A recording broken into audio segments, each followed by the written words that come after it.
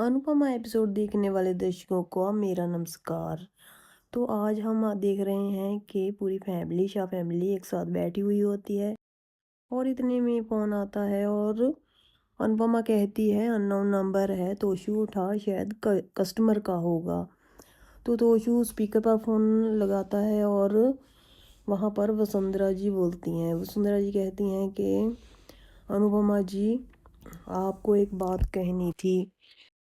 तो अनुपमा कहती है हाँ हाँ कहिए। तो वसुंधरा जी बताती हैं कि अगर लड़की की विदाई लेट हो तो लड़की संस्कारों को विदा कर देती है और कहती है ससुराल में शादी से पहले लड़की का आना समझो काजल की कोठी में आना होता है।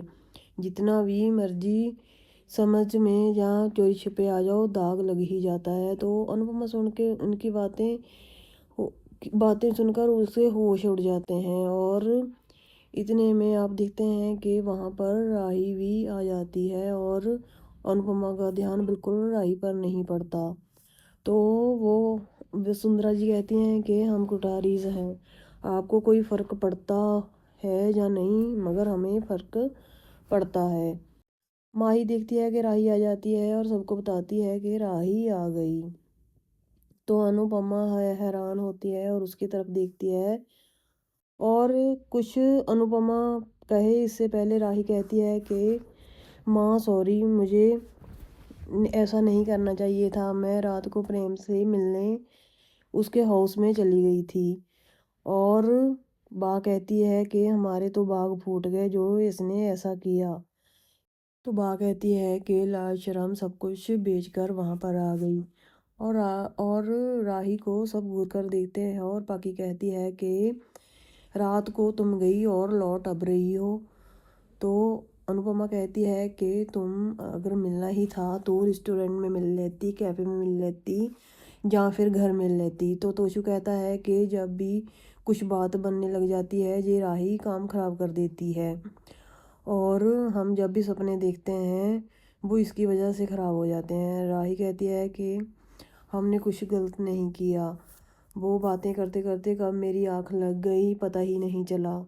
तो अनुपमा कहती है कि ये तुमने ठीक नहीं किया, अब मुझे चार बातें बाकी सुननी पड़ी हैं। तो बा कहती है कि तुझे आते जाते देखते हुए लोग क्या कहते होंगे। तो माही कहती है कि वहाँ तो सिक्योरिटी बहुत टाइट है, तुम ऐसे कैसे चली गई। तो राही कहती है कि मुझे वहाँ के गार्ड जानते हैं, इसीलिए मुझे उन्होंने अंदर जाने दिया।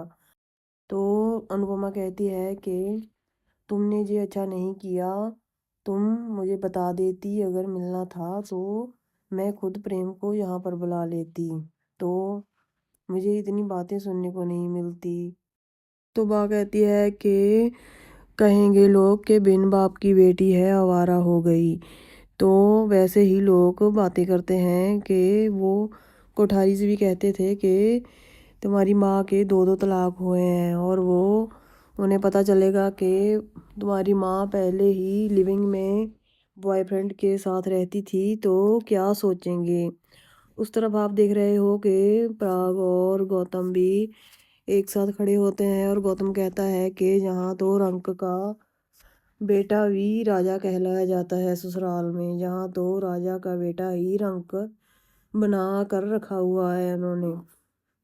तो पराग सोचता है कि मेरे बेटे को ये कैसे रखते हैं।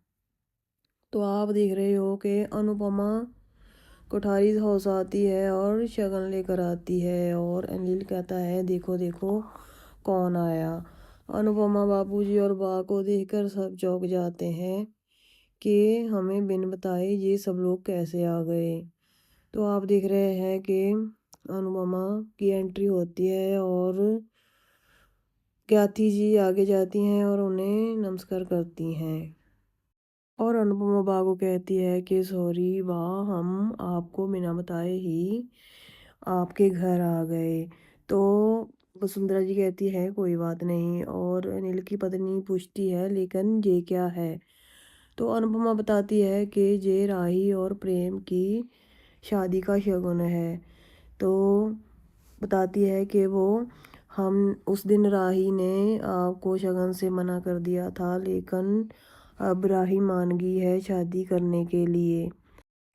तो बा कहती है कि हम तो शगन के लिए कहते थे, हम इतना मजबूर भी नहीं उसे शादी की करने के लिए कह रहे। तो अनुपमा कहती है कि हाँ हाँ, मैं पहले घबराती थी शादी के लिए, मगर अब आपने ही कहा था ना कि वो शादी के बाद भी अपने सपने पूरे कर सकती है। तो मुझे अपने मन को तसल्ली हो गई है कि मेरी बेटी यहाँ पर खुश रहेगी और सपने भी पूरे कर लेगी। तो वसुंधरा जी कहती हैं हाँ हाँ क्यों नहीं। तो बा कहती है कि हमने भी इसलिए फैसला किया है शादी का कि जो कल जो हुआ कोई वो बार बार ना हो। तो अनुपमा आंख से इशारा करती है और बा को चुप रहने के लिए कहती है। तो आप देख रहे हैं कि अनुपमा कहती है कि मुझे अब तसल्ली है कि मेरी बेटी सही हाथों में जा रही है, तो मुझे अब कोई डर नहीं है राही की शादी करने में। तो अनुपमा कहती है कि मैं अब आपसे विनती करती हूँ कि आप हमारा शगन स्वीकार कीजिए। और पराग सोचता है कि हमारे बेटे को कैसे काम कराते हैं, जो वो पिछली बातें याद करता है। तो उसे सोचता है कि फ़ोन पर वो कोई कुछ करने के लिए कह रहा था, तो उसे कोई कुछ करने के लिए कह रहा था। तो पराग बोलता है कि राही शादी के लिए मानी है, मगर प्रेम नहीं। तो उसे भी हमें पूछना होगा कि तुम शादी के लिए तैयार हो या नहीं।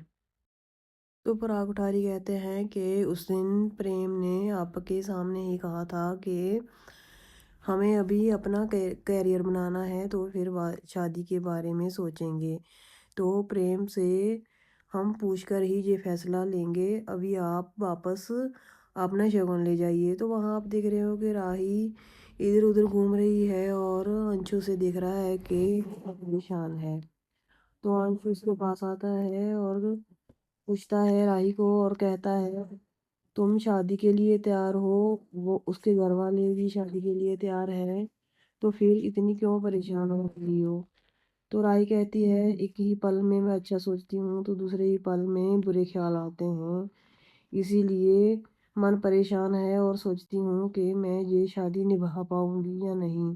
तो अंश कहता है कि सब कुछ अच्छा ही होगा।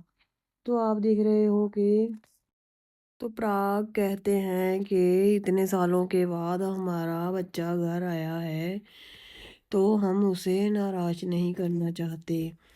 तो पराग कहते हैं कि रातों रात ऐसा क्या हुआ कि राही ब्याह के लिए मान गई। तो प्रेम आता है और कहता है मैं बताता हूँ। और बा के पास आता है और कहता है कि हम दोनों अपना करियर बनाना चाहते थे, मगर बा को बीमार देखकर हमने ये फैसला किया है कि हम शादी कर लेंगे। तो बा ने कहा है कि शादी के बाद भी हम सपने पूरे कर सकते हैं। और प्राग कहता है कि तू क्या सोचता है। तो प्रेम कहता है कि जो राही सोचती है वही मैं सोचता हूँ, जैसे राही खुश है वैसे ही मैं खुश रहूँगा। तो बा कहती है कि ये तो बहुत अच्छा है और ये तो बहुत सही हुआ। और कहता है कि प्रेम हाँ हाँ राही कभी गलत कर ही नहीं सकती। अनुपमा कहती है कि मेरी बेटी रिश्ता दिल से निभाएगी। तो बा कहती है हाँ हाँ कोठारी कोई बहू बनना कोई आसान नहीं है। तो अनुपमा कहती है कि बहू बनना आसान ही नहीं है, चाहे वो बहू गरीब की हो या अमीर की, बनना समझो आगे चुनौतियों का आना है।